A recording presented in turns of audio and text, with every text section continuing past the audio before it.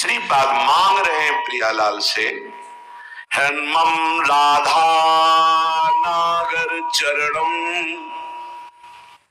मरणे पिनैव विस्मरतु। जीवन भर आपकी आराधना की, अब अंतिम समय जब मेरा मरने का आवे तो हे प्रिया प्रीतम आप स्फुरित हो जाए, आपके चरणारविंद हमारे हृदय में स्फुरित हो जाए। अब ऐसे कड़वे संसार में जन्म ना हो जहां केवल छल है, कपट है, धोखा है, जहां सत्य का किंचन मात्र लेश भी व्यवहार में नहीं है। तत्व तो सत्य विराजमान है पर उसका परिचय नहीं। असत माया का खेल चल रहा, नहीं जन्मना ऐसे संसार में। हमें आपकी प्राप्ति करनी है। माना कि मेरे में सामर्थ्य नहीं, पर अंतिम समय आपसे प्रार्थना है आप हमारे हृदय में स्फुरित होना। और हे वृंदावन, आप मुझे ऐसी सामर्थ्य देना कि भारी दुख का समय हो अंतिम, तो भी मैं आपके धाम से अपने शरीर को बाहर न जाने दूं। ये बड़ी बात है।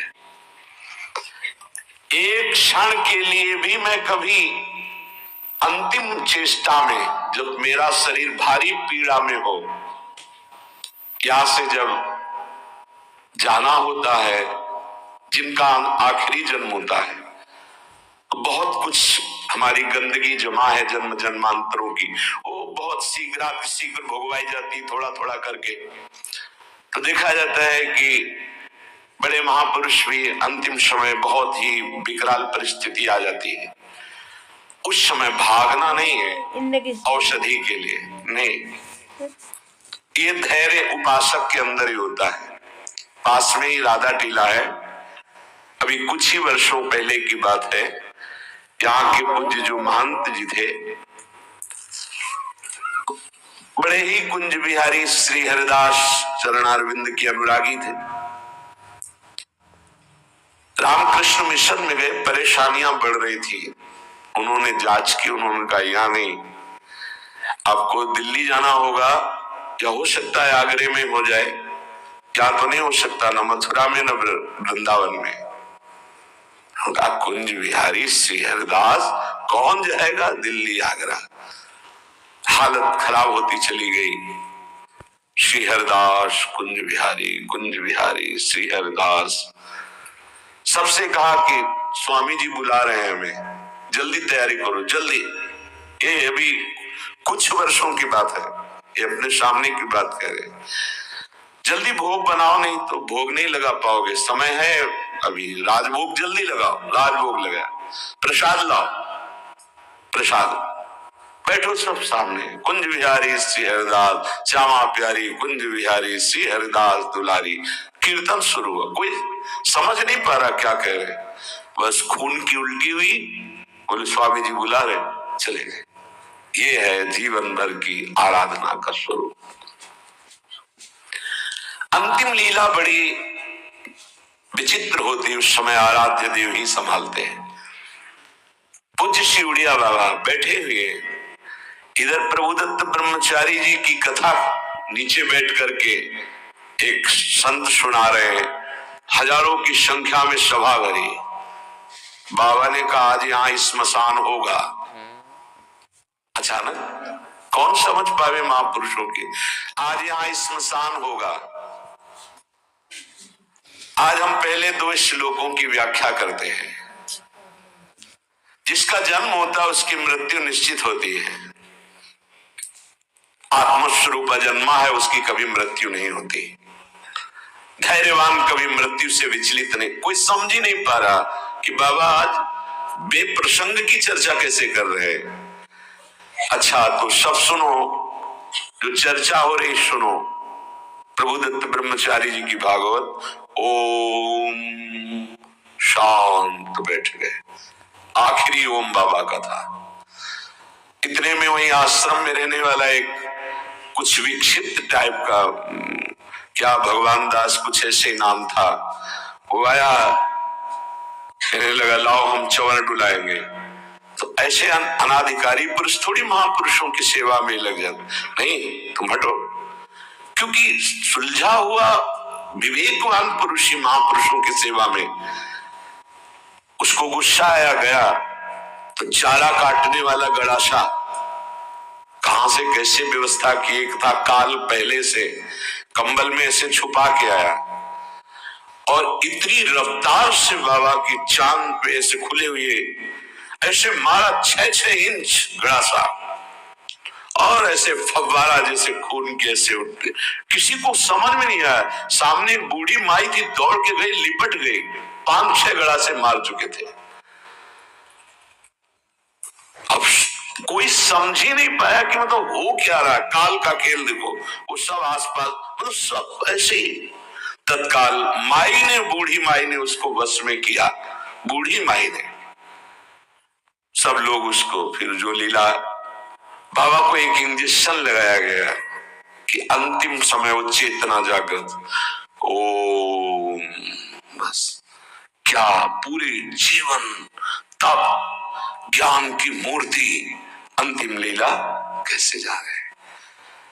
पूरे जीवन माँ माँ माँ पुकारते हुए रामकृष्ण पर, अंतिम गले में कैंसर, विविध प्रकार की पीड़ाएं, ऐसी महाभाव दशा में पूज्य भाई जी अंतिम समय में, जिनका आखिरी जन्म होता है बड़ा, तो उसीलिए ये ब्रह्मबोध संपन्न महापुरुष है, जीवन मुक्त महापुरुष है, प्रेमी महापुरुष है। क्या इनकी महिमा वर्णन करे, पर ये हमारे लिए कह रहे हैं, हम सबके लिए, क्योंकि ये जो मांग रहे हैं ये तो प्राप्त है इनको, हर समय लीला में प्रवेश है इनका। इनको श्यामा श्याम की आखिरी दर्शन की आकांक्षा नहीं, क्योंकि इनकी आखिरी जीते जी हो गई। शरीर राग मुक्त भाव दे से अपने प्रिया प्रीतम के पास कोई आवश्यकता इस बात की मांगने की नहीं है।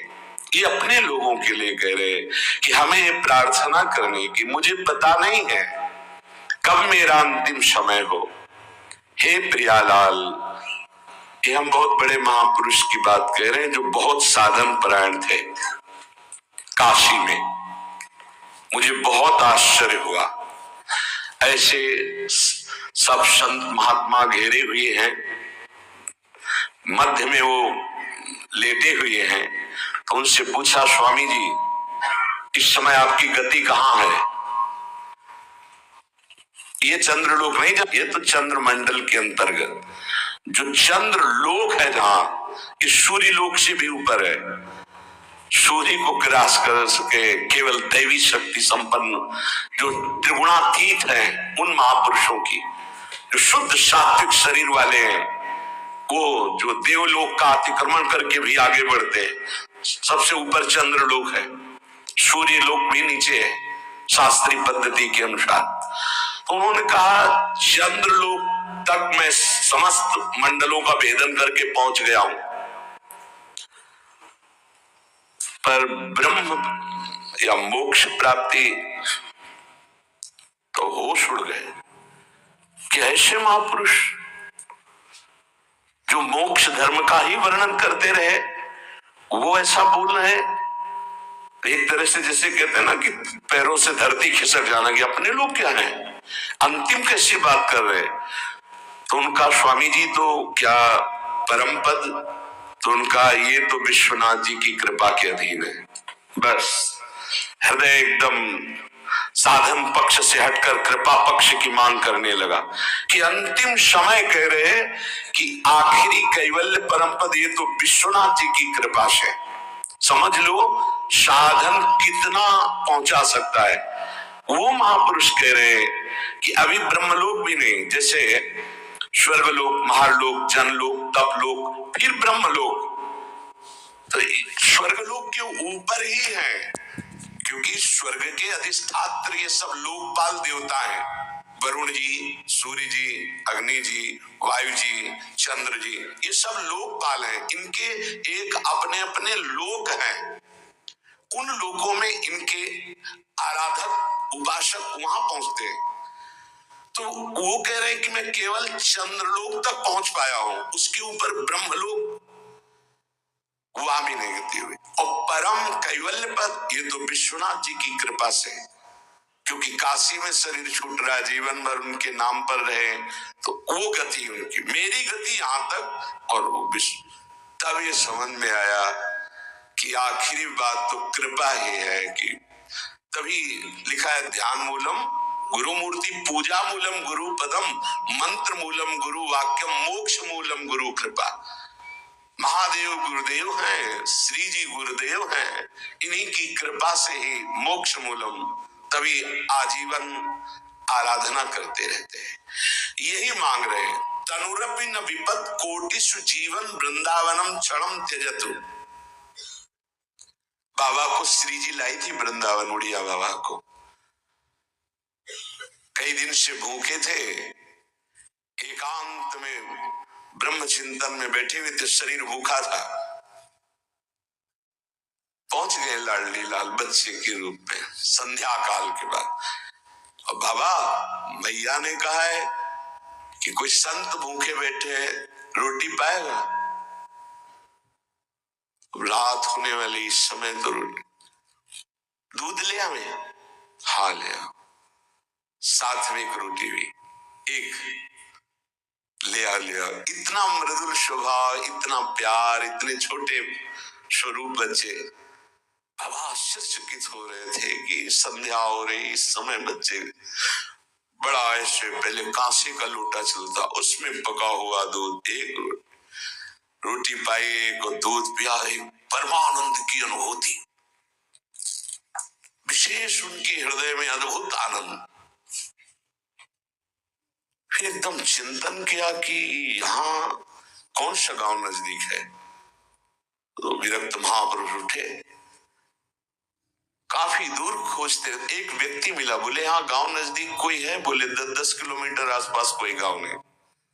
अच्छा ठीक है। बैठे एकांत में आकर जो चिंतन किया तो देखा प्रिया प्रीतम।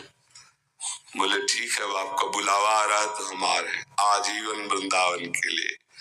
देखो अंतिम यही लीलापूर्ण, बड़े करुणा में खींच लेते हैं, आओ खींच लेते हैं, तुम्हारा पवित्र हृदय हो गया है, बहुत तप किया है, आओ मैं तुम्हें परम पद प्रदान करती हूँ। बड़े कृपालु श्री प्रियालाल। एक चीज ध्यान रखनी है, तनुरपि न विपत कोटिषु, करोड़ों प्रकार के संकट आ जाए तो भी छोड़ना नहीं, ये अंतिम बन जाएगा। जिनको अखंड वृंदावन वास मिल गया है सावधान होकर सुने, और जिनको नहीं मिला है तो आश्रय ले ले। कई बार चर्चा की, रजरानी चरणामृत साथ है, वृंदावन का आश्रय है, और वाणी जी साथ है, तो जहां शरीर छूटेगा, जैसे भारतीय सैनिक राजकीय विभाग का कहीं भी शरीर छोड़े, भारत के आज्ञा के अनुसार, सरकार की आज्ञा के अनुसार गया हो, तो तिरंगे पे ही स्वागत होते हुए उसको भारत ही लाया जाएगा। ऐसे ही हम वृंदावन प्रिया प्रीतम के उपासी, कहीं भी शरीर छूटे, आप सम्मान पूर्वक श्रीधाम वृंदावन लाडली जी के महल में ही आएंगे, विश्वास कर लीजिए।